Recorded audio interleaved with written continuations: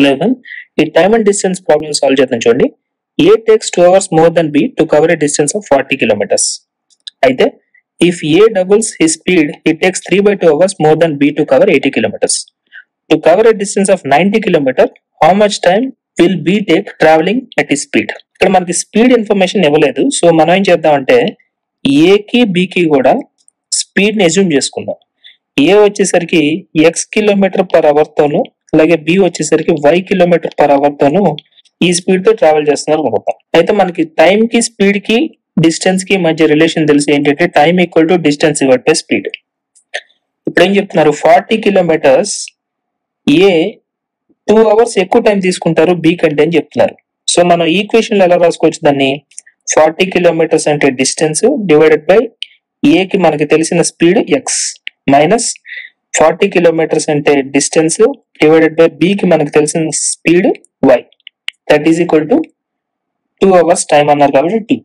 If A doubles ఈ speed it takes 3/2 hours more than B to cover 80 kilometres. అయితే 80 kilometres లో A speed double చేశారంటే 2x minus same 80 kilometre speed B speed అలాగే ఉంది, అయితే 3/2 hours తీసుకుంటారని చెప్తున్నారు. సో ఇప్పుడు ఈ రెండు ఈక్వేషన్స్ ని కనుక అబ్జర్వ్ చేస్తే ఫస్ట్ ఇక్కడ ఈ 2 అనేది 80 లో 40 టైమ్స్ క్యాన్సిల్ అవుతుంది. సో ఈ 2 ఈక్వేషన్స్ ని మనం కనుక సబ్ట్రాక్ట్ చేస్తే ఈ 40/x ఈ 40/x క్యాన్సిల్ అయిపోతాయి. ఇక్కడేమో మైనస్ ఉంది, ఈ మైనస్ వాల్యూ మనం సబ్ట్రాక్ట్ చేసినప్పుడు ప్లస్ అవుతుంది. So minus 40/y plus 80/y 40/y final గా మిగులుతుంది. That is equal to 2 minus 3/2. 40/y అంటే 1/2 అయితే y equal to 80 kilometre per hour.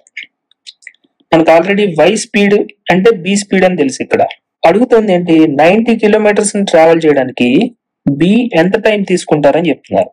So మనకి డిస్టెన్స్ తెలుసు 90 కిలోమీటర్ అని చెప్పి, అలాగే y 80 కిలోమీటర్ పర్ అవర్ అంటే అది b స్పీడ్ అని కూడా తెలుసు. So 90/80 that is equal to 9/8 hours తీసుకుంటారు. b 80 కిలోమీటర్స్ డిస్టెన్స్ ట్రావెల్ చేయడానికి 9/8 hours తీసుకుంటారు. దీన్ని మిక్స్డ్ ఫ్రాక్షన్స్ లో రాసుకుంటే 1/8 అని చెప్పి కూడా రాసుకోవచ్చు.